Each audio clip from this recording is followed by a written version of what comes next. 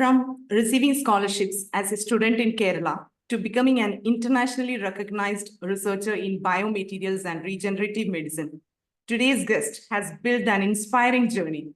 She has earned prestigious recognitions, including the Central Sector Scholarship, CSIR Junior and Senior Research Fellowships, and Fulbright-Nehru Postdoctoral Fellowship and the Marie Curie-funded MedTrain Plus Fellowship.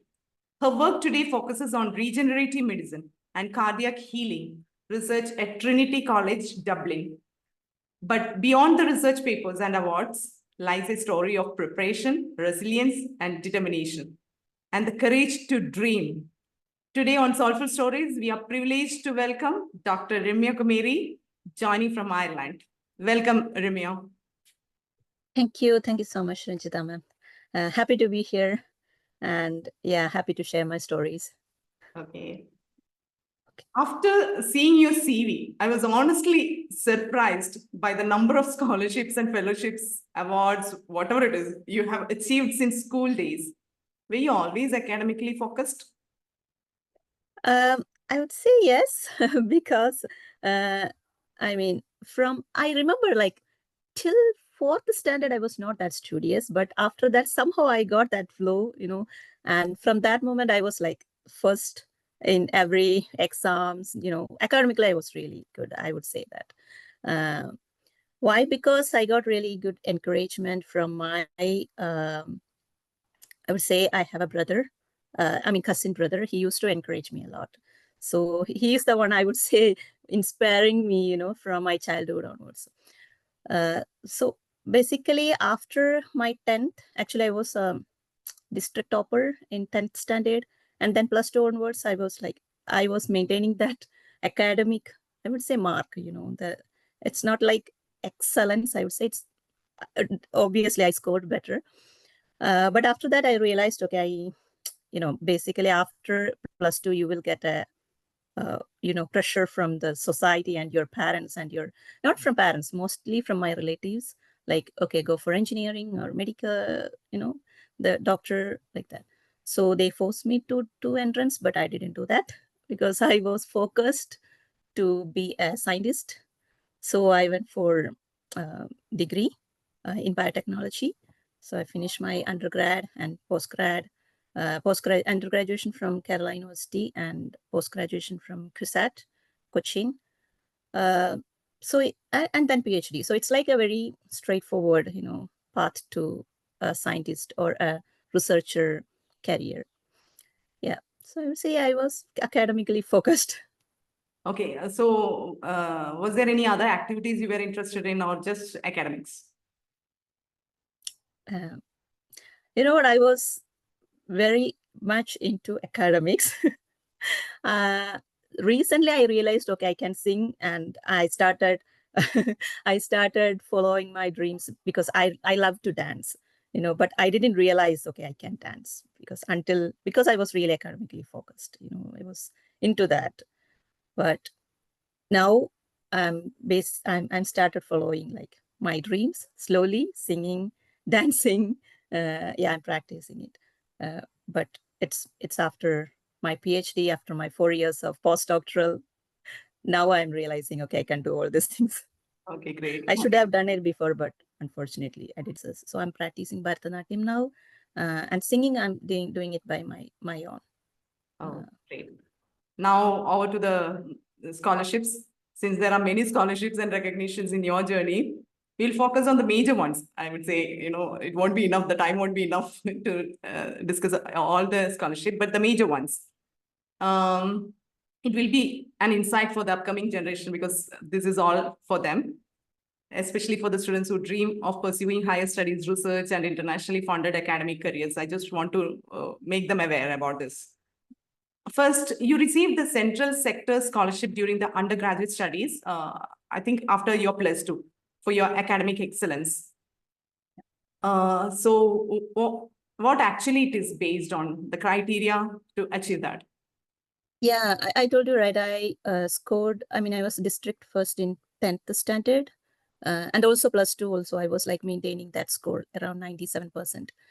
So based on that, government actually, they select you and they pay you for your, degree. I mean, for 2 years, they will pay for you 10,000 per year. That's what I remember. Yeah, it's purely based on your score mark. Okay, so they will choose you from the Yeah, get-go, or we have to apply for that or something like that? no, I don't know. I didn't apply anything, but they will choose you. I think maybe by through school or something. I don't really know how to, because I received the information from school. Okay, you got this central sector like that. Because last session, Amrita was saying that Inspire Scholarship is also there after your 12th standard. Okay, so that is a new information.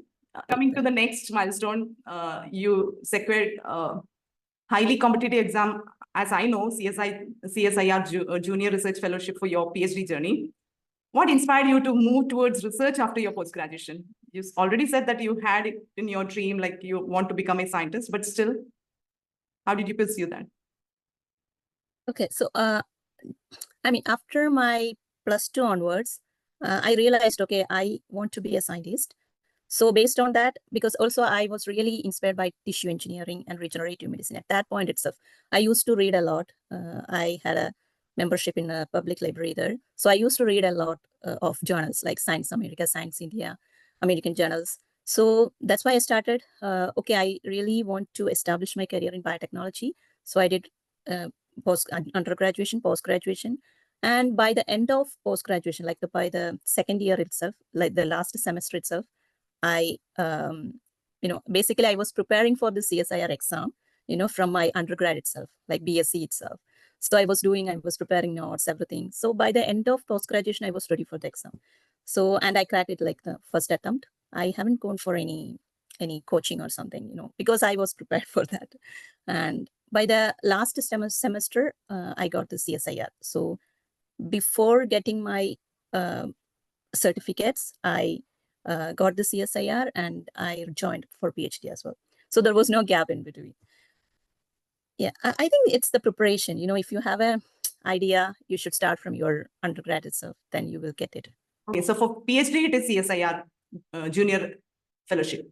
And what is Senior Research Fellowship? Yeah, actually, it's like they'll give you like 2 years of junior fellowship, which is actually to join the PhD and do your first 2 years. Then once we have our report, everything ready, we will send it to them. They'll review it, and then they will upgrade it into senior level. So it's like another 1 or 2 years of senior research fellowship. It's the same CSIR fellowship, but based on our year of experience, they will upgrade.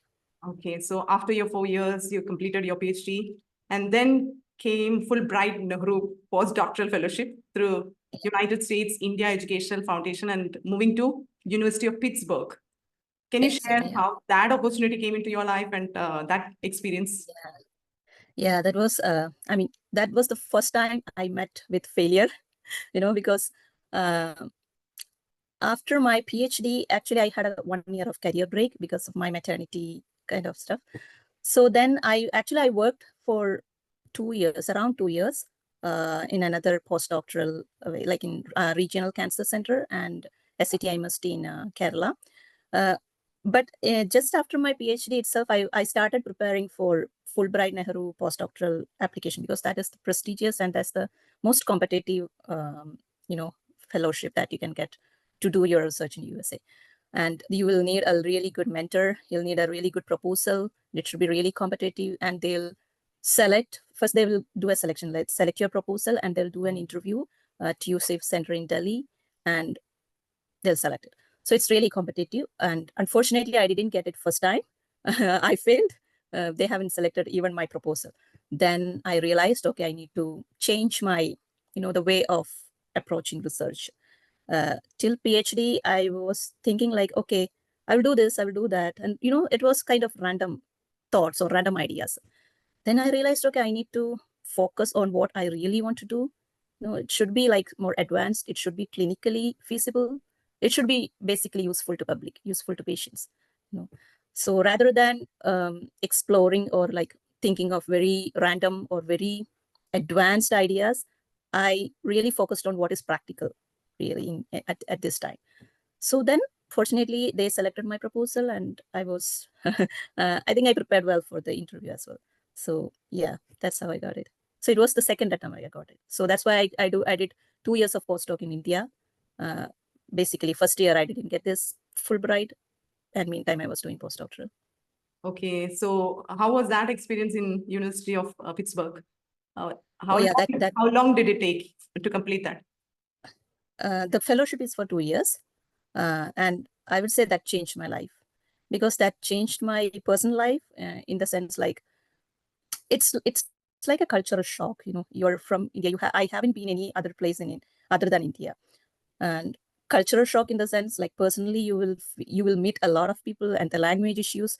There are many things happening. Even if you know English, US English is really difficult to follow. You know, I realized that, and finally I was managing everything from from single like accommodation stuffs, every even the grocery things. You need to be independent. So from that moment I realized, okay, I can't be like that. It's like a personal and cultural shock. But based on coming to research, the way they're looking at research is completely different. I was really lucky to be in a lab, and my PI was Stephen Badilak. He was the director of McGowan Research Institute, and he was the big shot. He has an industry. I mean, he has a company, and he is doing human clinical trials of his product. So that was completely different. It was like, rather than publishing, do something for patient, do something really viable for patient. So your mindset definitely, my mindset got changed after going to US. Yeah. Great.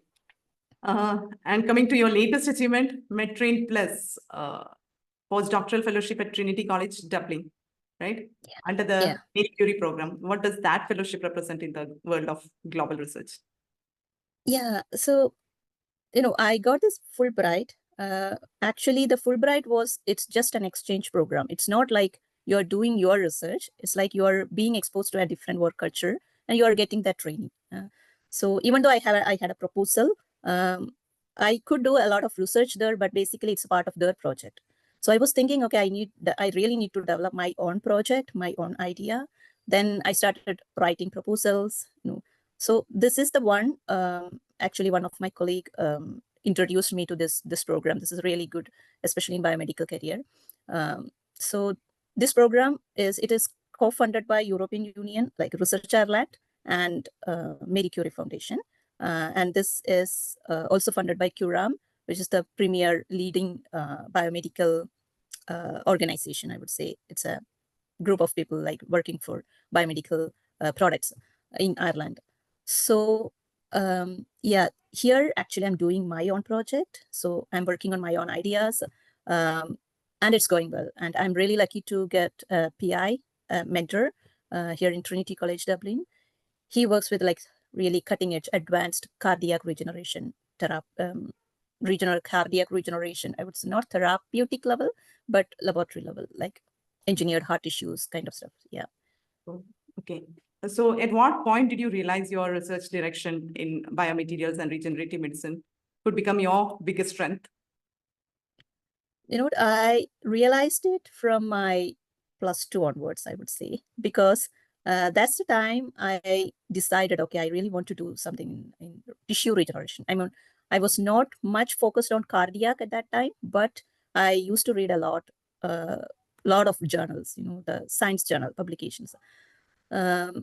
So from that point, I realized, okay, I need to do tissue regeneration. So I was reading, like even my undergrad, postgrad, I was reading a lot of regeneration related publications and books. Yeah, but after Fulbright, I got a really good focus on, okay, what it should be a heart attack related research. And I mean, my PhD was related to heart attack related therapeutics. But now I'm realizing, okay, this is the route. I mean, I need to find this. And this is the point where the people get, I mean, heart attack, currently I'm working on heart attack, like cardiac regeneration therapeutics. There is no medication for heart attack so far. So if someone can contribute to that area, that will be the best in this field. So I'm trying to read a lot. I'm trying to make something significant contribution. From your CV, I got it like, you're working on zebrafish hearts, right? And Yeah. cardiac healing. Why zebrafish, and how is it connected to human heart? Yeah, I mean, zebrafish, actually, they're very tiny fish. It's like 1 or 2 centimeter size. Um, and it's basically the zebrafish has heart regeneration capacity. That means, for example, if we are getting a, let's say human, where if we get a heart attack, or heart attack is basically means it's an injury in a heart, it can never heal. It will stay like that. So that's the reason people are getting recurrent heart attack, like second heart attack, third heart attack. So the medication so far we have is it cannot help in healing. It will just reduce or control your blood pressure. It will help you reduce your the blood thinning things. It's basically it's kind of symptomatic management, the medication we have. But if you look at zebrafish, they it does have a very tiny heart, just like 1 millimeter in size. If you cut a tip of its heart, I mean, tip of its heart means it's like bleeding. So, but within 60 days, it will regrow its heart. I mean, the fish will be alive, and it can regrow the heart. So zebrafish does have this property of like ability of cardiac regeneration, which basically human does not. So I'm researching like how the zebrafish is getting this ability and how we can translate into human. And how close you are to the results? Yeah, actually, in this Marie Curie fellowship, I mean this grant, I just started working on zebrafish. So this is kind of very new area for me. So I'm basically getting that skills, developing that skills related to zebrafish studies and all. And I would say, I mean, it's not yet published, but there are a lot of things that I could get from, the studies. I hope you're, reaching those results very soon. Okay, since you're having both the experiences, like you have worked with Sri Chitra Tirunal Institute for Medical Science and Technology, and over there in University of Pittsburgh and Trinity College, you have different experiences, different exposures actually. How would you compare these research environments in terms of opportunity, research culture over there, and the work-life balance? Can you throw some light? Yeah, sure. So I'll start with work-life balance because I can find a really good difference in that compared to India and US and Ireland. In India, basically I did my PhD and also postdoctoral. I would say compared to India, the US, I mean the University of Pittsburgh, where I did my PhD postdoc, like Fulbright postdoc, they'll give you a lot of importance to work-life balance. You don't have to work on weekends. And you don't, after 5, you're not expecting to be in the lab. And your PI, I mean your mentor or the scientist, the main scientist, they won't be around. They don't know what time you are in, and they don't know what time you're leaving. It's like they need results, and they are happy, okay, if you are not working on Saturday, Sunday, and they'll give you like 2 weeks time. Like you'll have update meetings in every 2 weeks. So they will ask you, okay, what you're doing and how you can. Also, they'll give you some inputs. You do this, you do that. So you don't have to worry about your timing. So you're very happy. We are very stress-free, I would say. And in Ireland, it's a bit more relaxed, I would say, because here it's no weekend work. And after you work from like 9 to 5, after that, they don't care. Like they don't even email you. They don't even text you. Okay, where are you? Like that, And another thing here in Ireland, especially, it's better you don't contact your PI in the weekends or like in out of work hours. So basically, if you're sending email, you should schedule your email, okay, for next working day or working hours. So yeah, it's like after work, you're free.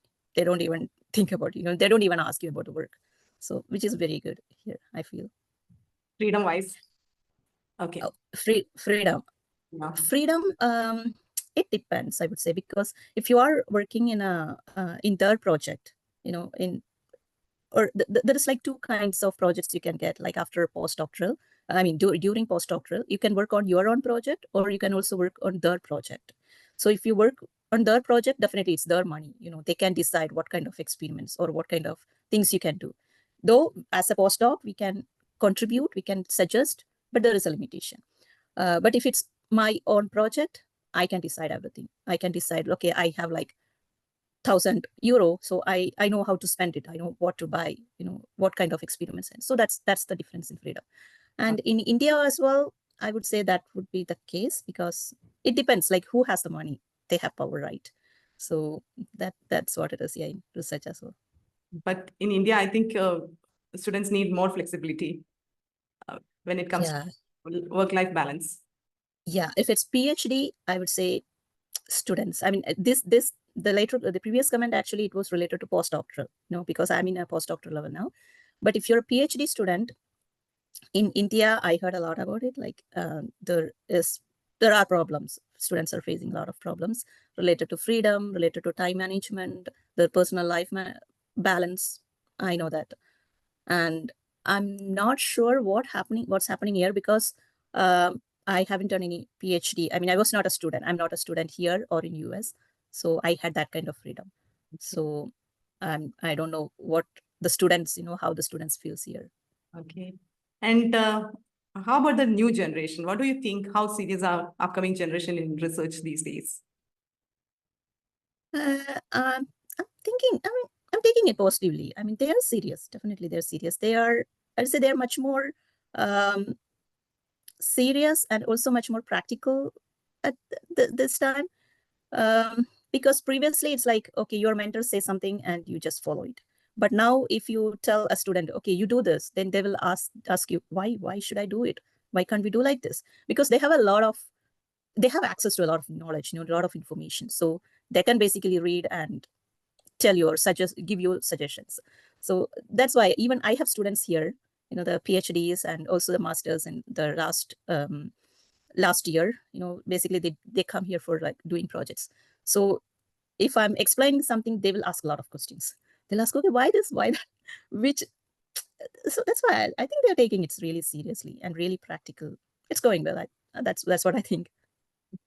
And one last question. If a student from an ordinary background dreams of reaching these international research institutions, what would be your suggestion? What advice you can give?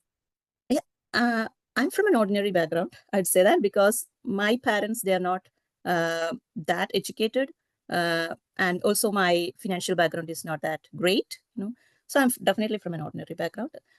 But I would say the real factor here is your academic excellence. You should study well.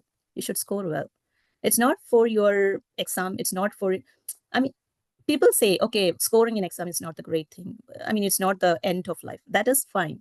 But if you really want to excel and if you really want to follow your dream in research, you definitely have to read. You should read and you should score well so that you can reach that high, because mark and score is kind of a basis for a lot of things. So if you have academically, if you are excellent, I would say your background, your financial background and your personal thing, it doesn't matter. And you definitely need influencing people. You definitely need someone to encourage you and also influence you, like, okay, do this, do that. And I'm happy that I got a few of them, especially during my PhD. I met a lot of mentors, and even my seniors were best. So I'm really lucky in that. So yeah, your communication and your network, building your network will definitely help to overcome that. Great piece of information.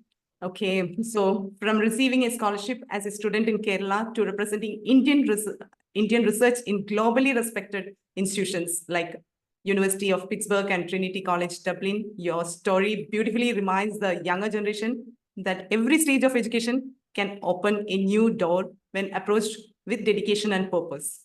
Great. What stands out most in your journey is not just academic excellence, but the way you kept moving forward with challenges, research struggles, and competition, proving that growth is a continuous process of learning and perseverance.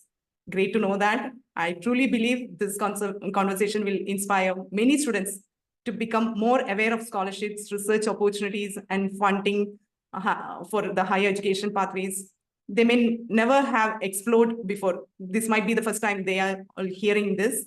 And heartfelt thanks to you for joining us all the way from Dublin. Thank you so much. Yeah, thanks, Ranchita, for having me here. And yeah, my last message would be like, have a dream and follow it. Be persistent, be consistent in that. You can definitely achieve it. Your background doesn't matter. Yes. Yeah. Thank you. Yeah, thank you so much, dear.